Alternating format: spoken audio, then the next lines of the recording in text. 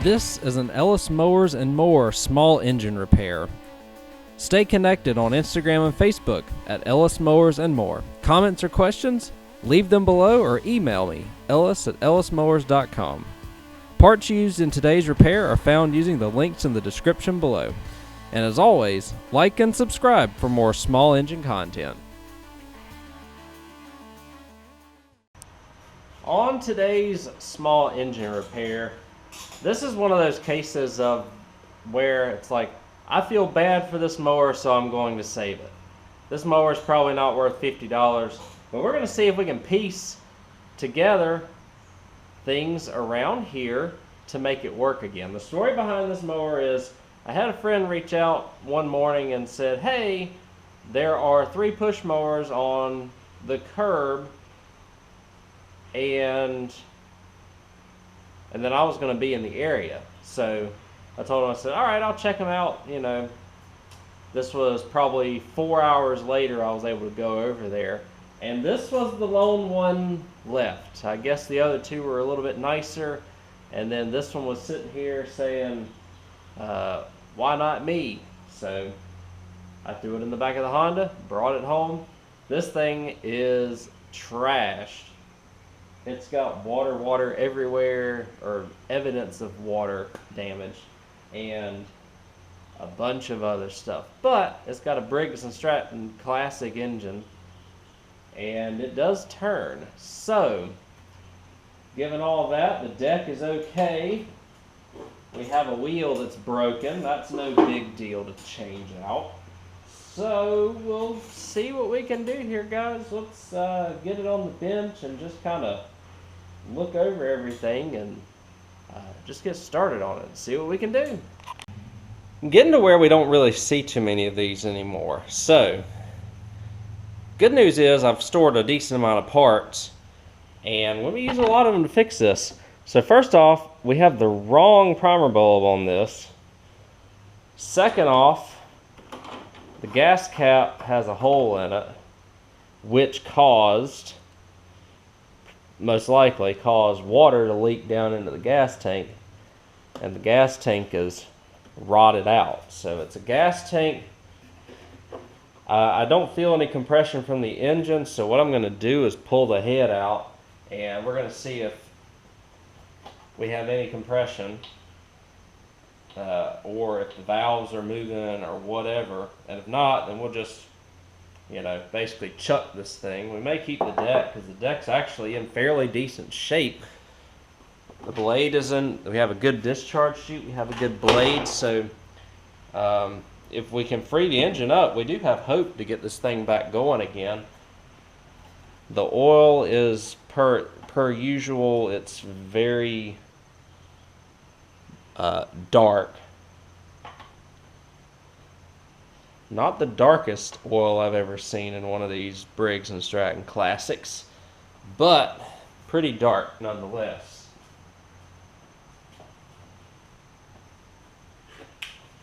We're going to take off the top here for the pull rope. Hopefully this is going to recoil and be in good shape. Have to get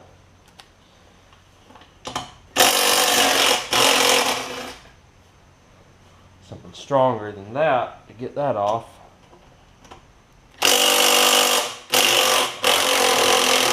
Now we got it.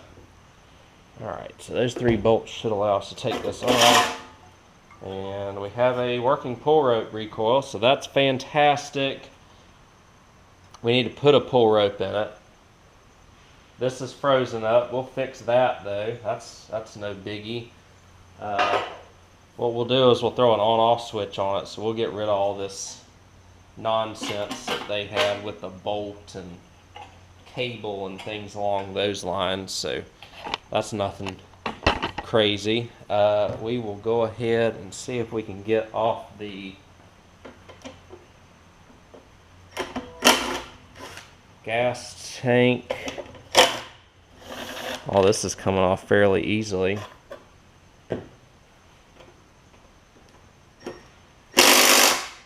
And then the next order of business is getting off this head.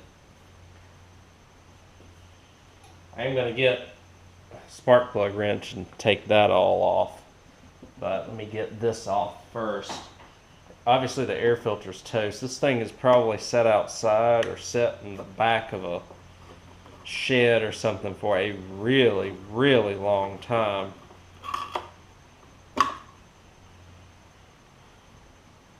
Air filter's crusty, very crusty. The spring is actually in good shape. This is the old style spring that has a little flap on it. This is kind of like the cross between the old, I guess you could call it the cross between the old style and the new style classic engines. It's got the newer style diaphragm, but the older style pull rope and carb setup, or in terms of the spring setup. So obviously this isn't working, so we'll fix this throttle in the down position when we get to that point. We'll have to, let's see, we're just going to pull this tank off now. It is in rough shape. This is probably one of the worst tanks I have seen in one of these engines. I'll just turn it over for you. I mean, there's a huge rust hole. So I'll show you.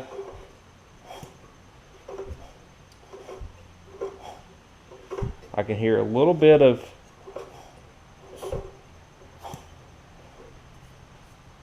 valves turning. Again, this thing hasn't been running a long time, so I'm going to take the spark plug out and get a bunch of 3/8 and take these off. Hopefully they'll come off easily and not strip, and we'll see what the inside of this looks like. And hopefully, like I said, hopefully it's just a couple of stuck valves, and then once we get, if it's just those valves, we can build back from there. So that'll be good. So we're at the point of taking this off. All these bolts came off easy, so that's good. I don't have to take the spark plug off in order to do this. We're going to see if we can knock that loose. There we are. So we've knocked it loose. And we're going to see if everything's engaging like it's supposed to. Or do we have a ton of scratching? Oh yeah, we've got a lot of debris and stuff inside the valve here.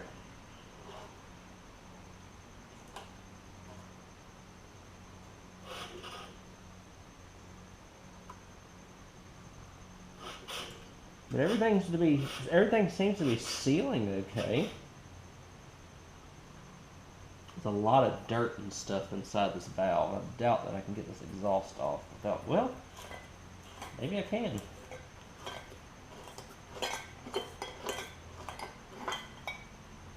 Yeah, so I actually got a shot muffler, but a dirt dauber nest in the exhaust valve. So that'll do it.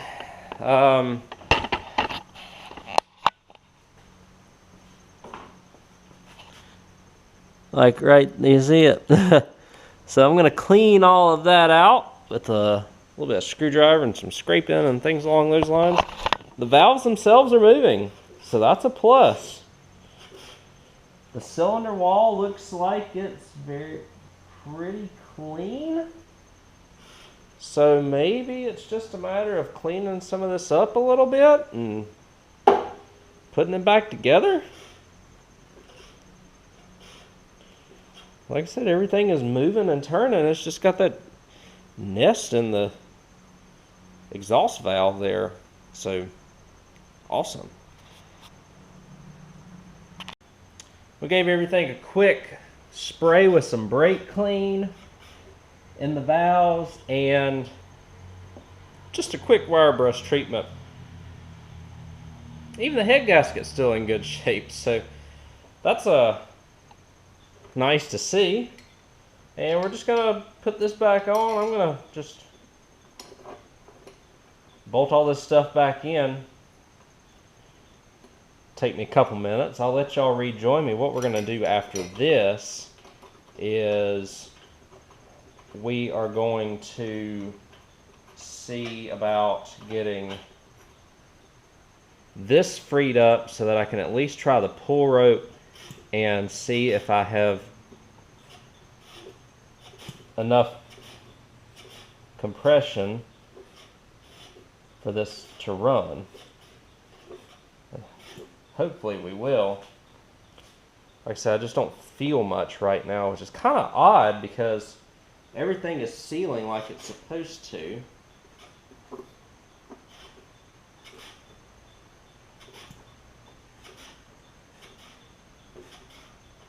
And I can even show y'all, I probably just got to screw or bolt everything back on, but I can at least even show y'all the valves and everything moving before we go back into this, and they're nice and tight whenever they seat back into place. So we'll see.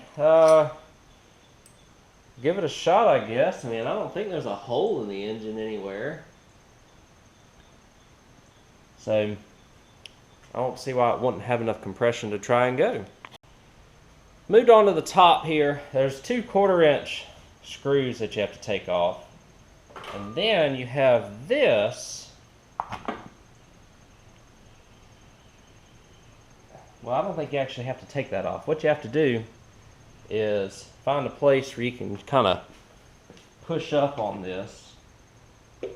There's a little ring here. And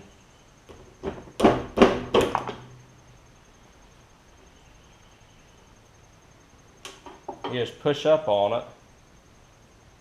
But what it does is it allows you to access all these ball bearings. I feel like we're getting some of the compression back. We had a visitor, but just turning it here a little bit, like I can feel it a little bit, which is good. So I've taken these off, the bolts and then this, pried this up and out of the way. That reveals some ball bearings underneath here. Now, all I do a lot of times to get this back to where it's turning freely is, so you got the ball bearings underneath, and I just take some lubricant, just spray it in here. And I took this out, as y'all could tell. I'm going to spray a little bit in there. This is that Strikehold stuff I have down in the description. American made product. Works really, really well. Cleaner, protectant, lubricant. And then now I've just got to get all these ball bearings back into place. And a lot of times what I do there,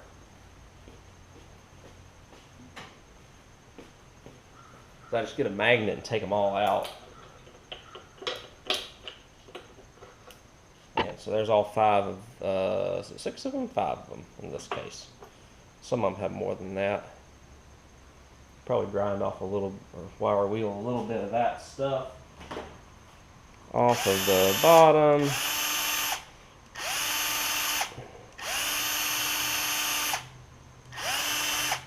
Okay, now put it back on. This was really, really stiff before, and you can see it is not anymore. So that's what you want to see, because if you don't have that, it's going to stiffen up, and you might actually have an issue when it comes to putting your pull rope back on.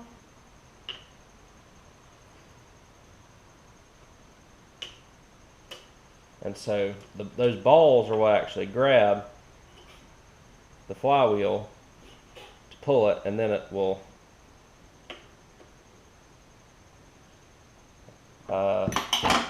disengage. Hopefully this thing is fully engaged now. But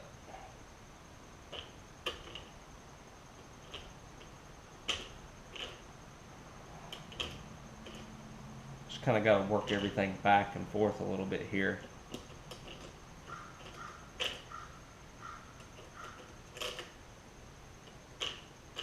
Get everything nice and loose again.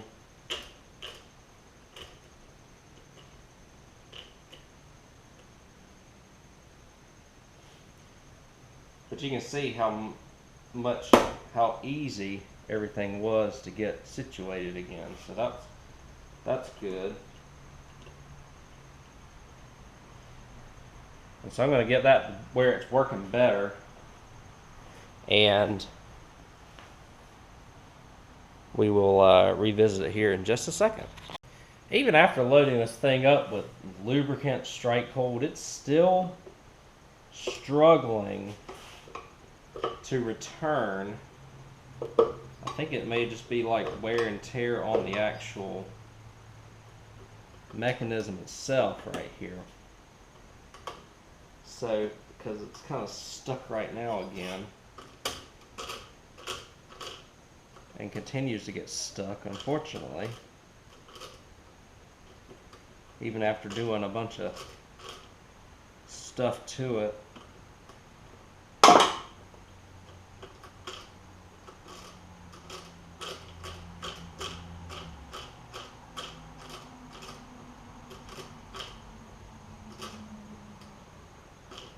The last thing you want is for this thing to get the RPMs up and it shear the pull rope mechanism. So I don't know exactly what I want to do here. I might take a couple of these ball bearings out, see if that'll help. I just honestly don't know though. Because if there's a couple less in there, yeah, it may not grab all the time, but it'll at least hopefully not get stuck as bad.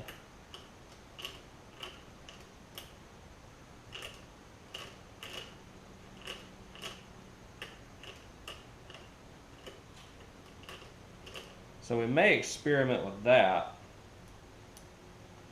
see if that helps, because I think with all 6 of them in there, it was kind of getting lodged into place really bad, and you don't want that to happen. So we're just going to put these on over to the side for right now. Put this back on. I know it may take a little bit more to grab those, since there's only there's only half of the balls in there. But if we can get it to where it's not going to lock up on us,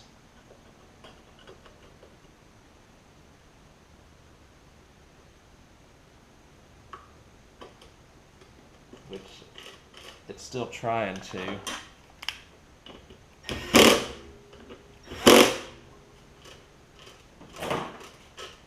Just want to get this to the point where I can at least attempt to run it. I am going to put a pull rope in this as well. We already have, we're going to throw a little bit of Strikehold down into this, just so that it goes nice and smooth. Everything seems to be fairly smooth when it comes to this, which in a way is a little surprising. If I can find I found the end of the pull rope. I'm just going to pull this out, take this knot out, cut it, and then just cut a new length appropriate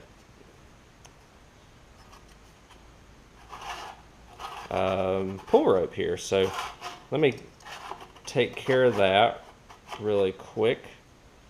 So I've got it right there. I want to see if I can just pull this not through but under.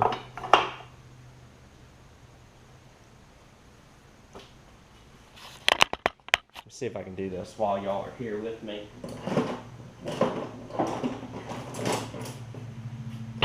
take some needle nose pliers, hopefully.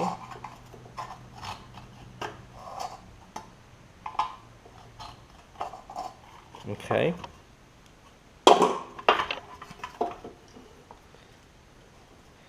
We're just going to pull this out.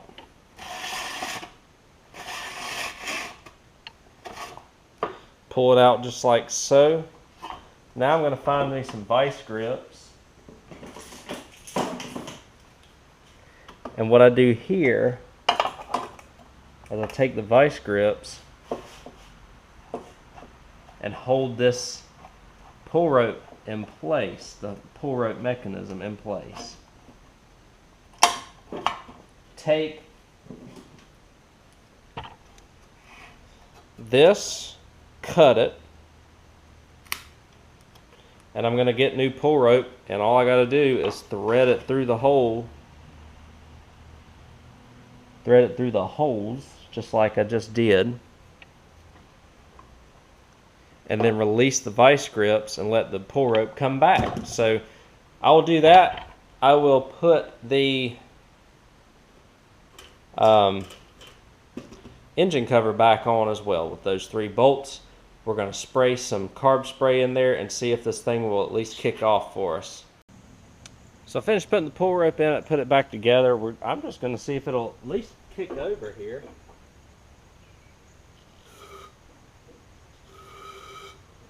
Just to see.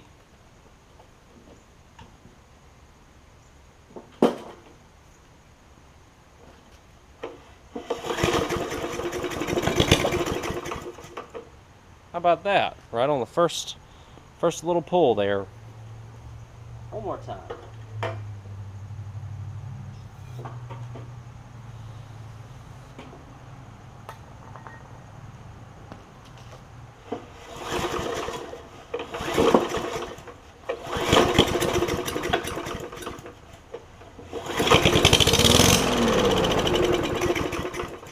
How about that?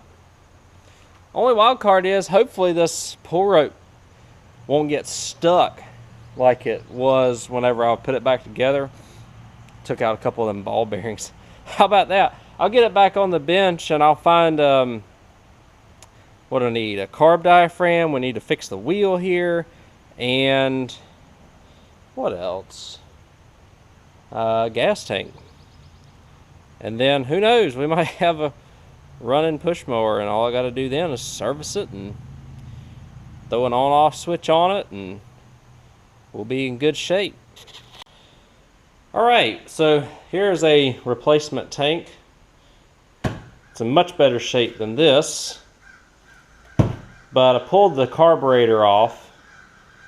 We're going to use this carburetor actually because of the throttle setup, and hopefully it works. And this diaphragm, like I said, who knows how long this thing's been sitting here, but this is basically as good as trash. So I have a new diaphragm here. We're going to put a primer bulb on it as well. Make sure your mating surface is clean.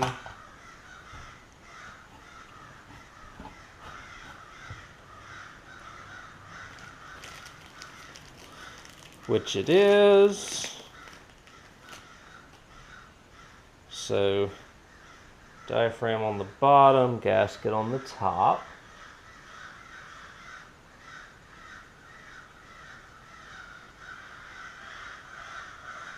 Got some angry birds outside.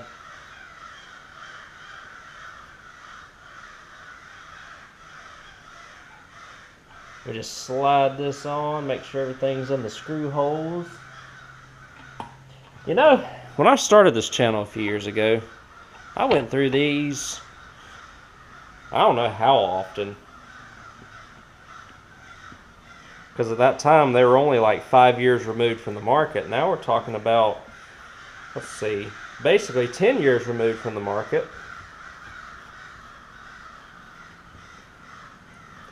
I don't get many of these in anymore. It's honestly a shame because these things will run forever. And all you gotta do is replace diaphragms. And so right now I'm just screwing everything on. We got the diaphragm.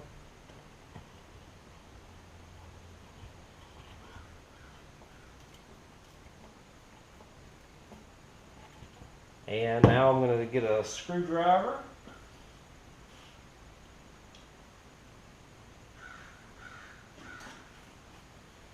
I'm going to take the,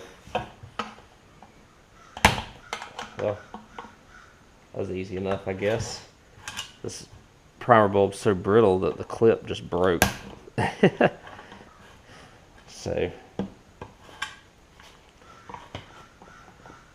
I'm going to get a smaller screwdriver. Well, let's see if I can at least pull this out. If I get lucky, maybe it'll come with the clip. Doubtful, but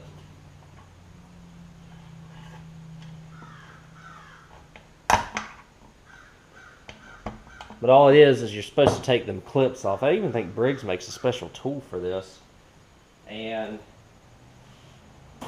take the new primer bulb and just slide it in. So I'll do that next. So I've put this on now, and I was putting the new primer bulb on, and as I bench tested it, it wasn't coming out of the hole right here inside the carburetor. What it is, I got a little pick and I pushed this little ball bearing in. It had gotten stuck, and so now I'll show you. We'll get the primer bulb back on here, and you'll hear it clip into place. And now you should see, you see it spraying out there now. So that's what you want to see.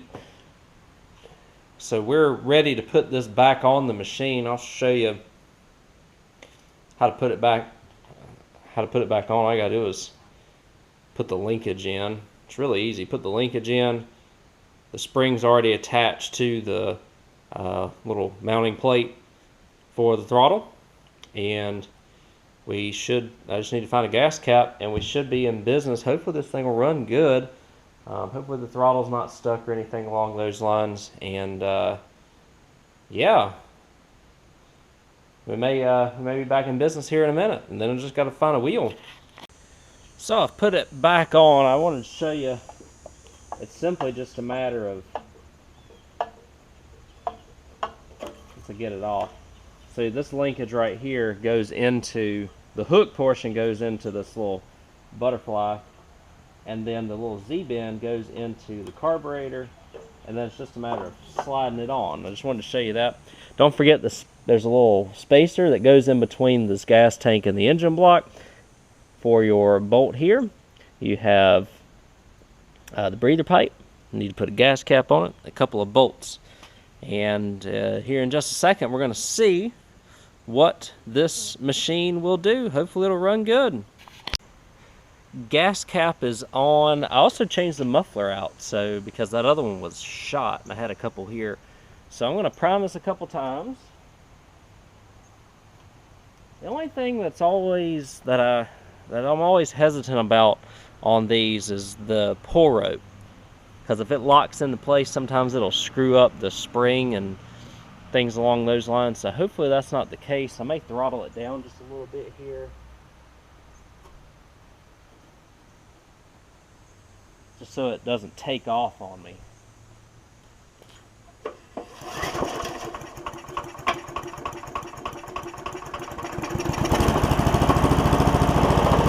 There we go. How about that?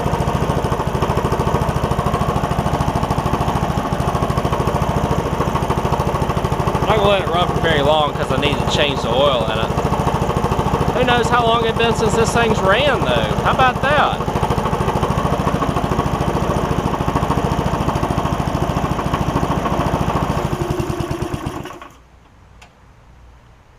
And again, I need to wire an ignition switch and stuff to it, but that thing runs awesome. Even at low speeds, it just popped right over. We're still a good distance away from being done with this machine. I need to probably swap out all four wheels, because all four wheels on this are just trashed.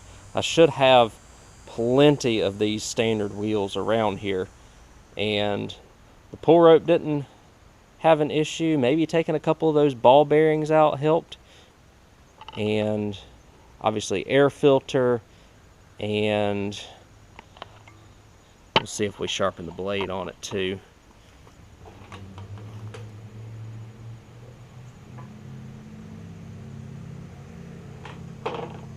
If we can get the blade off, we'll sharpen it too. Again, it's a $50 mower. It's not gonna win any awards or anything, but it will cut grass, and hopefully it'll do it reliably. Like I said, the only thing that I'm concerned about is that pull rope mechanism locking up and screeching and doing all them crazy things. I'm in the process of putting the on-off switch on. I already have it mounted up on the top right there. It's just a couple of connectors attached to some just some Lowe's wire that I got, and we're gonna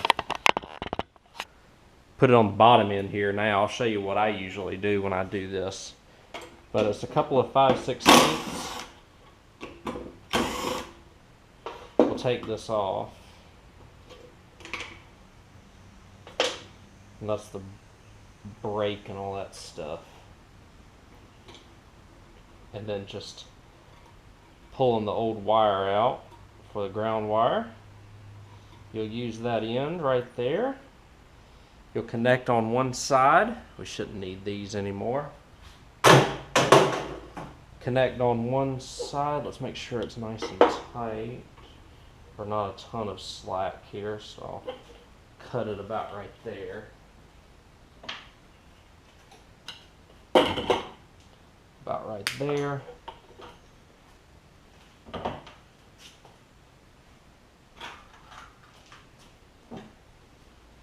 Get my tools ready. And split the wire.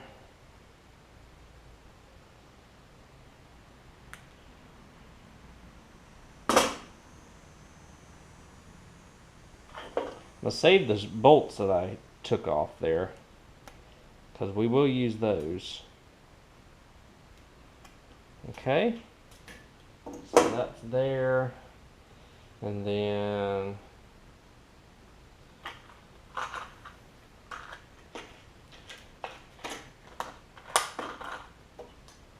yeah, this is what I do whenever all the cables and stuff are bad, and we're talking about a mower that's really cheap like this one.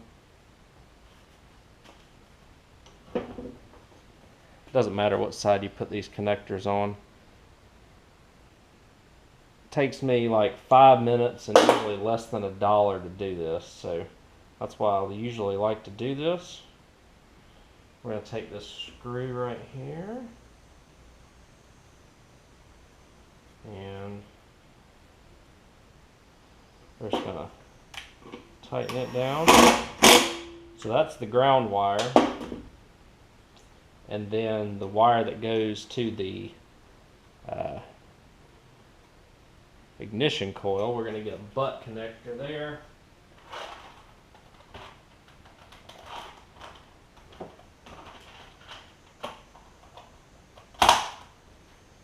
Just connect the two together. Really easy.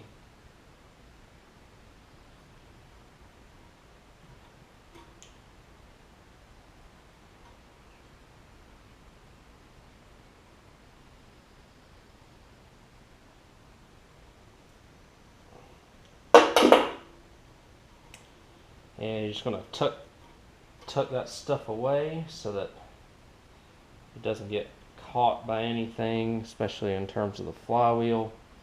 And then we can put our cover back on now. Just make sure everything kind of stays where it needs to for that.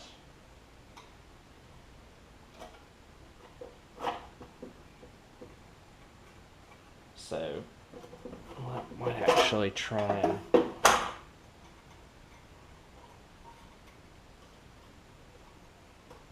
tuck some of these wires away a little bit.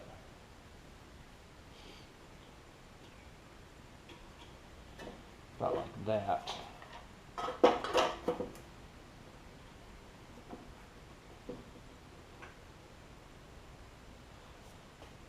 and we'll put these bolts back on. Got a new air filter as well. So after we finish this, it's just an oil change and a blade sharpen. One other thing that I've got to do that I almost forgot is this throttle. We're just going to fix it in place, which is just a matter of me taking some pliers.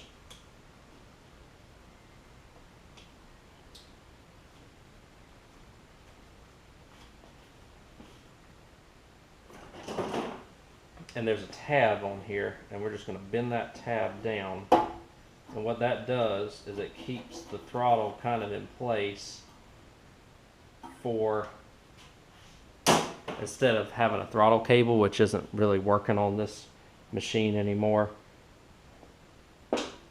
Trying to make it as idiot proof as possible here.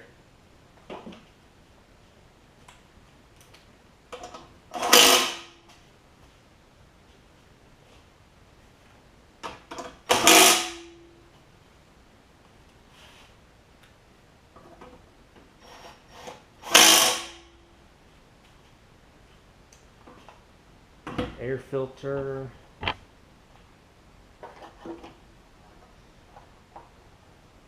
And that way this makes this mower safe to operate again. So, with not really having put a lot of money into it. So that's good.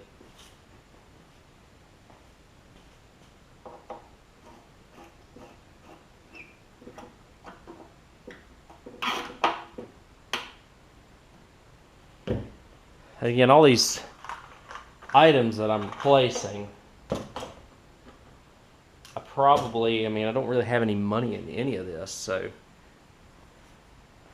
that's a plus. And next I've just got to take some electrical tape and we'll just kind of button everything up on the handle here. I'm going to go ahead and change the oil and sharpen the blade while I'm at it.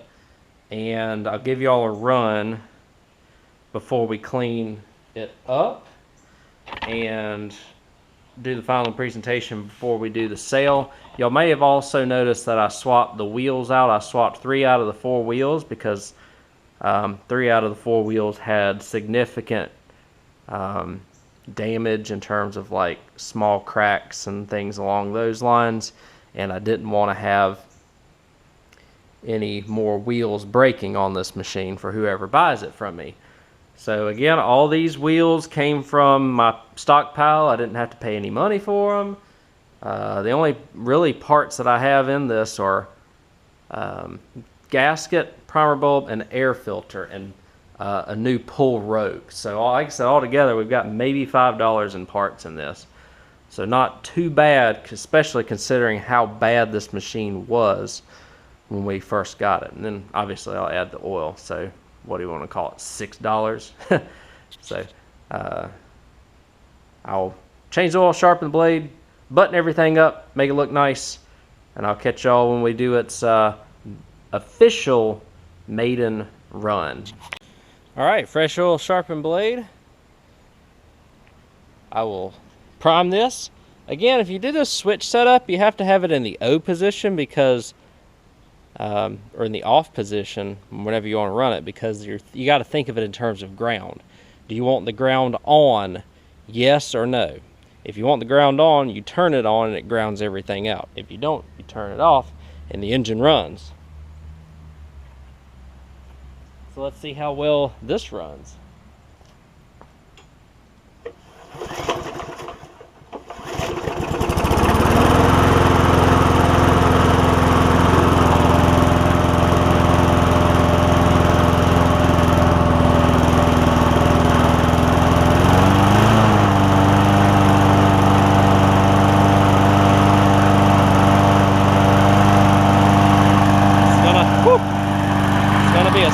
Show for a little bit.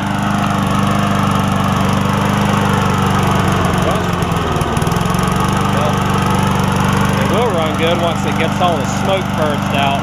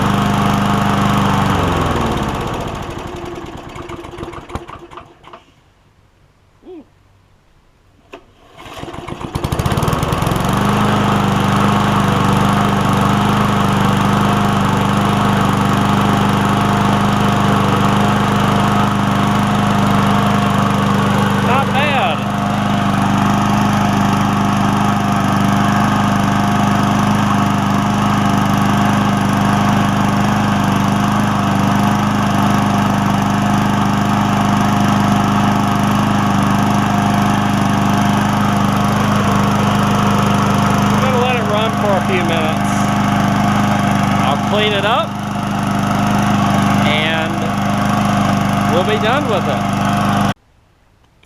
And I gave it a wash. Again, this doesn't need the transmission fluid shine up or anything. It's a 30-year-old Murray. It's a $50, $60 mower max to the right person. So it's just gonna get listed. I'll get a bunch of messages and somebody will pick it up. I'll show you that it runs one more time. We'll do a quick walk around.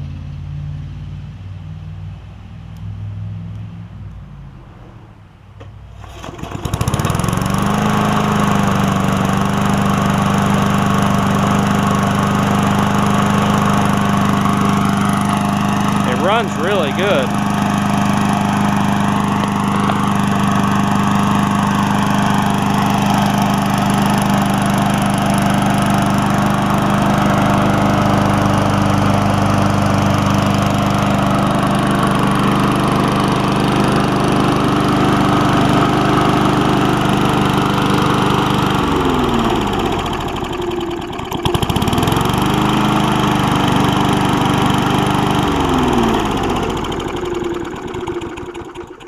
Not bad for a little over an hour's worth of work. So that's everything on this 22-inch, 3.75 horsepower Murray push mower. This is a 96 model. I don't think I mentioned that. But it is living a new life now. And it only took me, like I said, a little over an hour to get everything fixed and find everything to make this work again. So I'm really happy with how it turned out. Again, I kind of felt bad for this mower because the original reason why I got it is it was a curb find that my friend told me about, but he didn't have the means to get it. And there were two other push mowers that were not there anymore when I came and got this. So this is kind of like the old orphaned push mower that at least one person didn't want. So I'm glad I brought this back and we got it fixed again. Again, these Briggs Classics, I don't really see too many of them anymore. I used to work on them all the time, it feels like, and don't really get a lot of them in anymore. But either way, this one is back running again. We did a lot of work to it. Everything we had was here though, so that's always a good thing. And again, parts wise, the diaphragm, the oil, the air filter, and the primer bulb all together probably cost about $5. So I have $5 in this mower. I would either get either $50 or $60 for it. Somebody will pick it up. $50 to $60 push mowers are fun to try and sell because you throw them on Marketplace and you get a ton of messages and it takes forever for somebody to show up. I just went through that experience and we'll probably have to go through that experience with this one again, but either way, money in the pocket. Y'all get to see a push mower that was destined for the scrapyard come back to life and live on for who knows how much longer. It's actually in not that bad of shape. A little bit of paint fade, and the deck is in really good shape. Everything came off nicely. We put a tank on it and pull rope and everything. So this thing is pretty much fully refreshed, or as refreshed as it's going to get for a 30-year-old Murray push mower. And I really do appreciate y'all watching this video. As always, there are links to the items that I used in the description below that helped me service this mower and get it back going again. Carb diaphragm, air filter, pull rope, primer bulb, and things along those lines. And if you need those parts, feel free to, click those links. Helps me out a little bit. I get a little very small cut on Amazon. Thanks again, guys. I hope y'all enjoyed this video of bringing this old Murray Briggs Classic back to life. And I'll catch you on the next one. Take care.